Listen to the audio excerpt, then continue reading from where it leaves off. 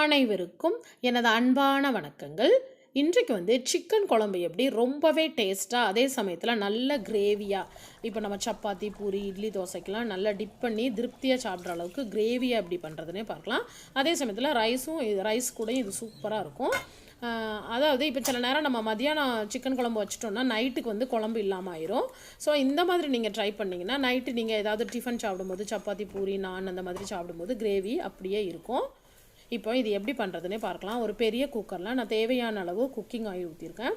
அதில் வந்து ஒரு 3 ஏலக்காய் எடுத்துக்கோங்க, 4 கிராம்பு, ஒரே ஒரு ஸ்டார்ப்பு எடுத்துக்கோங்க, அப்புறம் ஒரு மராத்தி மொக்கு, ஒரே ஒரு பட்டை, 2 கல்பாசி, அப்புறம் 1/2 டீஸ்பூன் பிளாக் பெப்பர் போட்டுக்கோங்க, ஒரு 3/4 டீஸ்பூன் அளவு பெருஞ்சீரகம், 2 பிரியாணி இலை,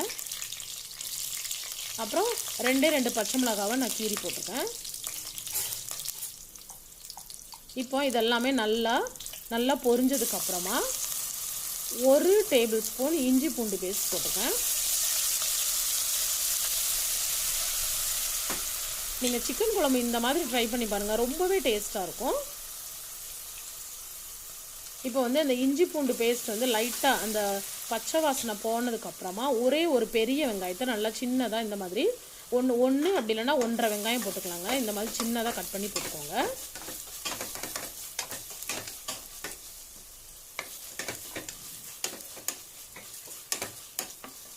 இப்போ இந்த வெங்காயம் நல்லா ப்ரௌன் ஆகிட்டு இந்த மாதிரி ஓரளவு ப்ரௌன் ஆனதும் 1.5 தக்காளி பழம், இந்த தக்காளி பழம் வந்து நான் வந்து நாட்டு தக்காளி பயன்படுத்தியிருக்கேன்.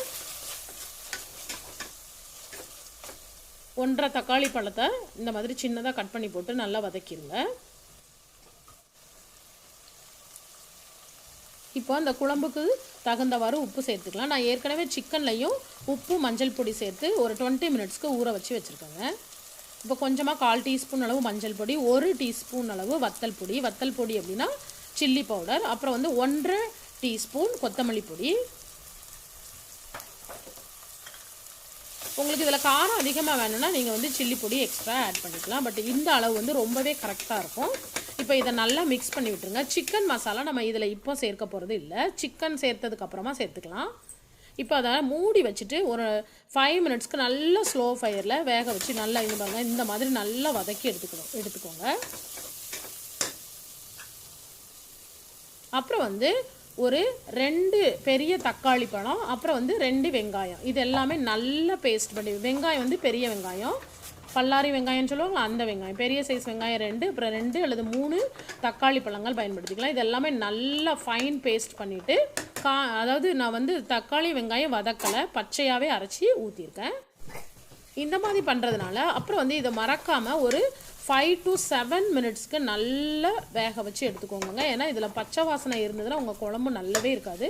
ஸோ அதனால் இந்த தக்காளியும் வெங்காயத்தையும் நல்லாவே ஃபைன் பேஸ்ட் பண்ணிவிட்டு நல்லா வேக வச்சு எடுத்துக்கோங்க. இப்போ பாருங்கள், அது நல்லா வெந்துட்டு அந்த பச்சை வாசனை எல்லாம் போனதுக்கப்புறம் 1 கிலோ சிக்கன் ஆட் பண்ணியிருக்கேன். இந்த 1 கிலோ இந்த சிக்கனில் வந்து நான் கொஞ்சமாக மஞ்சள் பொடியும் உப்பு மட்டுமே சேர்த்துருக்கேன். சேர்த்து ஒரு 10லேருந்து 15 நிமிஷம் கூட ஊற வச்சுட்டு அதுக்கப்புறமா நீங்கள் இதில் சேர்த்துக்கலாம். இப்போ இதை நல்லா மிக்ஸ் பண்ணி விட்டுட்டேன். அப்புறம் வந்து இதில் சிக்கன் மசாலா, இது வந்து நான் வீட்டிலையே பண்ணியிருக்கிற மசாலா, இது வந்து நான் 1 டேபிள் ஸ்பூன் பயன்படுத்தியிருக்கேன். நீங்கள் வந்து எந்த பிராண்ட்னாலும் பயன்படுத்திக்கலாம். உங்களுக்கு இந்த மசாலா பண்ணணும் அப்படின்னா நான் வந்து கீழே வந்து டிஸ்கிரிப்ஷன் பாக்ஸில் வந்து லிங்க் கொடுக்குறேன், நீங்கள் செக் பண்ணி பார்த்துக்கோங்க. அந்த மசாலா உங்கள் வீட்டில் பண்ணினீங்கன்னா மட்டன் குழம்புக்கு, சிக்கன் குழம்புக்கு, நிறைய வித குழம்புகளுக்கு நீங்கள் அது பயன்படுத்திக்கலாம். இப்போ கொஞ்சமாக ஒரு 75 ml மட்டுமே நான் தண்ணி சேர்த்துருக்கேன். நீங்கள் ஒரு தடவை சிக்கன் குழம்பு இந்த மாதிரி வச்சு பாருங்க, ரொம்பவே டேஸ்ட்டாக இருக்கும், நல்ல கிரேவியாக இருக்கும், அதே சமயத்தில் ரொம்ப லைட்டாகவும் இருக்கும், சாப்பிட்றதுக்கு வந்து ரொம்பவே நல்லாயிருக்கும். இப்போ நம்ம இதை மூடி வச்சுட்டு உங்கள் குக்கரை பொறுத்து இருக்குங்க, நான் வந்து இதில் 2 விசில் வச்சு எடுத்துக்கிட்டேன். அப்புறம் வந்து சிக்கனை பொறுத்தும் இருக்குது. சிக்கன் வந்து ரொம்ப நல்ல இளங்கோழியாக இருந்ததுன்னா 1 விசிலையே வெந்துடும், 1, 2லேயே நல்லா வெந்துடும். இப்போ நம்ம இதை ஓப்பன் பண்ணி பார்க்கலாம். சூப்பரான சிக்கன் குழம்பு ரெடி ஆகிட்டுங்க. இது ரொம்பவே டேஸ்ட்டாக இருக்கும். இந்த ஸ்டேஜ்லேயே நீங்கள் வந்து இதில் கொஞ்சமாக கொத்தமல்லி இலையும் புதினாவும் ஆட் பண்ணிவிட்டு அப்படியே சர்வ் பண்ணலாம். ரொம்பவே டேஸ்ட்டாக இருக்கும். பட் நம்ம வந்து இன்றைக்கு இதை கிரேவி டைப்பில் பண்ண போகிறோம். 2 விசில் மட்டும் வச்சுட்டு ஓப்பன் பண்ணிவிட்டு இப்போ நம்ம திரும்பியும் நான் கேஸை ஸ்லோ ஃபயரில் வச்சுட்டு லைட்டாக இந்த மாதிரி கொதிக்க வச்சுக்கோங்க. அப்புறம் வந்து கோகனட் மில்க் வந்து நான் வந்து ஒரு அரை முறியிலேருந்து தேங்காய் பால் எடுத்து ஊற்றிருக்கேன். இந்த மாதிரி நீங்கள் பண்ணுறதுனால நல்ல கிரேவியாக இருக்கும், அதே சமயத்தில் ரொம்பவே டேஸ்ட்டாக இருக்கும். இப்போ நம்ம சப்பாத்தி பூரி தோசைக்கெலாம் நல்ல ஃப்ரீயாக டிப் பண்ணி சாப்பிட்டுக்கலாம். அதே சமயத்தில் 2 நேரத்துக்கும் வரும். இப்போ மதியானம் நீங்கள் வந்து லஞ்சுக்கு பண்ணியிருக்கீங்கன்னா டின்னருக்கும் பயன்படுத்திக்கலாம். அந்த மாதிரி உங்களுக்கு கொஞ்சம் அதிகமாகவே கிரேவி கிடைக்கும். அதே சமயத்தில் ரொம்பவே சுவையாக இருக்கும். இப்போ வந்து இந்த கோகனட் மில்க் ஆட் பண்ணதுக்கு அப்புறமா நீங்கள் வந்து ஒரு 3 நிமிஷம் வந்து லைட்டாக ஸ்லோ ஃபயரில் வச்சு கொதிக்க விட்டால் போதும். ரொம்பலாம் கொதிக்க வைக்கணும்னு அவசியம் இல்லை. ஒருவேளை நீங்கள் அதிகமாக கோகனட் மில்க் ஆட் பண்ணிட்டீங்க, கொஞ்சமே தண்ணியாக ஆயிட்டு அப்படின்னா நீங்கள் என்ன பண்ணலாம்னா இன்னும் ஒரு 3 நிமிஷத்துக்கு நல்லா கொதிக்க விட்டு எடுத்துக்கலாம். பாருங்கள், இந்த மாதிரி நல்லா கொதிச்சதுக்கு அப்புறமா லாஸ்ட்டில் வந்து நம்ம கொஞ்சம் கொத்தமல்லி இலை, கருவேப்பிலையும் நீங்கள் லாஸ்ட்டில் என்னைக்காவது தூவி பாருங்க, ரொம்பவே டேஸ்ட்டாக இருக்கும். நம்ம ஃபஸ்ட்டில் போடுறதுக்கும் என்றைக்குமே ஒரு சில இந்த நான்வெஜ் ஐட்டத்தில் வந்து அதாவது கருவேப்பிலை, அந்த கொத்தமல்லி, புதினா எல்லாமே லாஸ்ட்டில் போடுறதுக்கும் நிறையவே டிஃப்ரெண்ட் இருக்குது. அந்த ஃப்ளேவர் வந்து உங்களுக்கு அப்படியே இருக்கும், ரொம்ப நல்ல மணமாக இருக்கும்.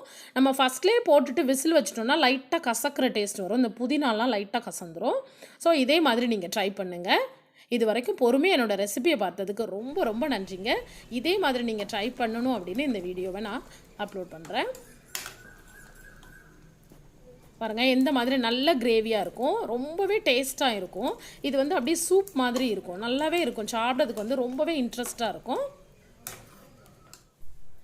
தேங்க்யூ ஸோ மச் ஃபார் வாட்சிங். தேங்க்யூ.